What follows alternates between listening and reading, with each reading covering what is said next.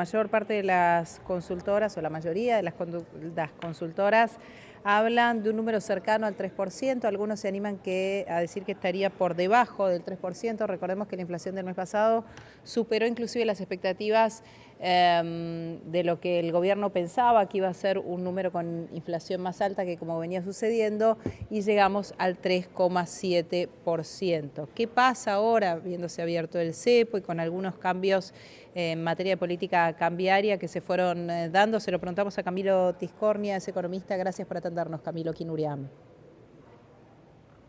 ¿Qué tal? ¿Cómo te va? Bien, muy bien.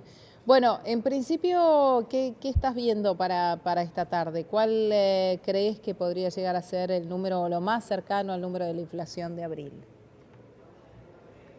Lo estabas marcando un poco vos recién. Nosotros en nuestro caso, en la consultora, en CIT, para el mes de abril y lo que sería región GBA, medimos 2,7% de inflación, que sería un punto menos que el 3,7 de marzo, o sea que sería una baja bastante importante. Y la otra referencia que hemos tenido en estos días fue el IPC de la ciudad de Buenos Aires, que dio 2,3%. O sea que yo creo que veremos qué da el INDEC, pero es muy probable que la inflación sea significativamente menor a la de marzo. Y ahí te diría que juegan algunas cosas Mm. estacionales, o sea, medio esperable, porque marzo siempre es un mes complicado en materia de inflación y abril es más tranquilo. Mm. Y después también que en marzo hubo mucha especulación con lo que podía pasar a partir del acuerdo con el Fondo Monetario, y la realidad es que las cosas salieron bastante más tranquilo, con lo cual es como que hubo una gran contención de precios a partir de la segunda semana de abril. Ujú. ¿Por qué hoy la gente siente, digo, y lo escuchamos en todos los medios, inclusive nosotros mismos vamos al supermercado y vemos un movimiento en los precios, tal vez en algunos productos más que en otros? eh, o tal vez esto también estuvo el mes pasado, lo que pasa es que empujaron otros consumos. Digamos, no está en esa sensación de la calle esto de que el ritmo de desaceleración de precios que veníamos teniendo continúa.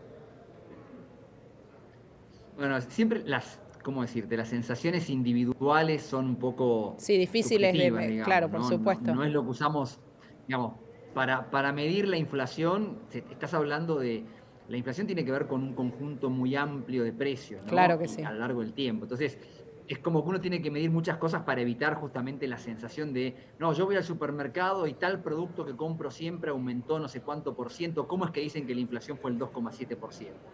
Lo que pasa es que en la medición de la inflación vos tenés una canasta de cosas que abarcan muchos productos que no solamente son los de alimentos y bebidas, que es por ahí lo que la gente tiene más fresco porque está pagando todo el día, pero vos tenés también servicios públicos, el cine, la ropa, bueno, y no todo aumenta al mismo ritmo. Claro, Ahora, pero lo sí es cierto es que verdad si que se lo habló pensás de un una poco, desaceleración de precios en lo que es alimentos y bebidas, y en realidad, al mismo tiempo que digo, en los libros es así, exactamente lo que decís.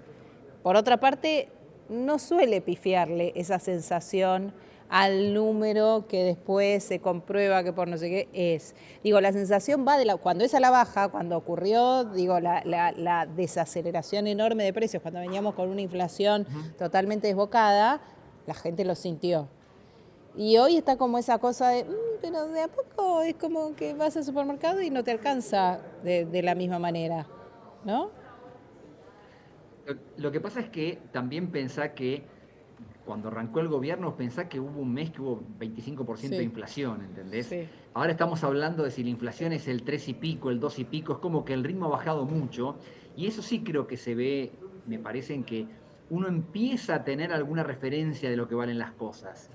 Por más que podemos discutir o la sensación de lo que uno tenga del ritmo al que van aumentando, los precios empiezan a tener una lógica, que vos más o menos puedes acordarte más o menos cuánto van valiendo las cosas y te das cuenta más fácilmente de qué cosa está un poco más cara, qué cosa está un poco más barata.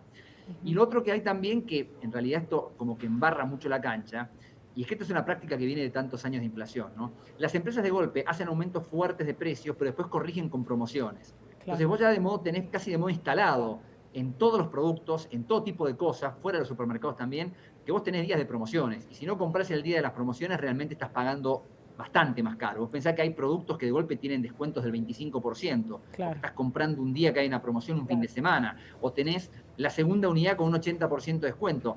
Entonces, esto todavía embarra mucho la cancha para las comparaciones, pero es la herramienta que tienen, creo yo, las empresas para corregir cuando de golpe han aumentado excesivamente, que yo creo que es un poco lo que pasó en el mes de marzo, especulando con que podía haber algo que en la parte cambiaria no terminó ocurriendo. Y después Claro. terminaron corrigiendo con un montón de promociones a partir de la segunda quincena de abril.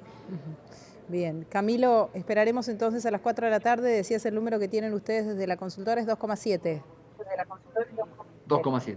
Bien, bueno, aguardaremos entonces. ¿Vos decís que se puede llegar de acá a fin de año con un 0 o que después de las elecciones hay que agarrarse la cabeza? Te estoy haciendo hacer Mira, acá hay futurología. algo que es más... Depende de lo que haga el gobierno, Yo depende si hay diría, una devaluación, si no la hay. yo empezaría por pensar que me parece que hay bastantes chances de que arranque con 1 prontamente. Me parece que ya sería un paso bastante importante. Ahora, más adelante, acá hay una diferencia muy importante a partir del cambio que hizo el gobierno, ¿no? Vos ya no tenés el Banco Central asegurándote, como era hasta mitad de abril, que el dólar oficial se va a mover a un determinado ritmo. Vos ya tenías prepautado que el dólar oficial se iba a mover al 1% por mes. Entonces, eso, digamos, te da una especie de certidumbre para un montón de cosas que hoy en día no existe. Entonces, lamentablemente no hay mucha forma de pronosticar fácilmente, porque como bien decís vos, va a depender mucho de la reacción de la gente y el impacto que eso tenga en el tipo de cambio ante, no sé, la incertidumbre por las elecciones, si mañana Trump desata otro tipo de conflicto y todo vuela por el aire en el mundo, cuando termine la liquidación de la cosecha y arranque el tercer trimestre que hay menos dólares, ¿qué va a pasar? Bueno, como ahora el tipo de cambio flota, eso puede tener un impacto en los precios. Entonces es más difícil, pero yo creo que como tendencia y más allá del mes a mes, estando la parte fiscal y la monetaria mucho más ordenada y contenida, yo creo que la inflación va a seguir bajando. Bien, Camilo Tiscornia, gracias por este contacto. No, por favor, hasta luego. Hasta luego, que tengas buena tarde. Pausa, ya venimos. Esta es la pantalla con más información.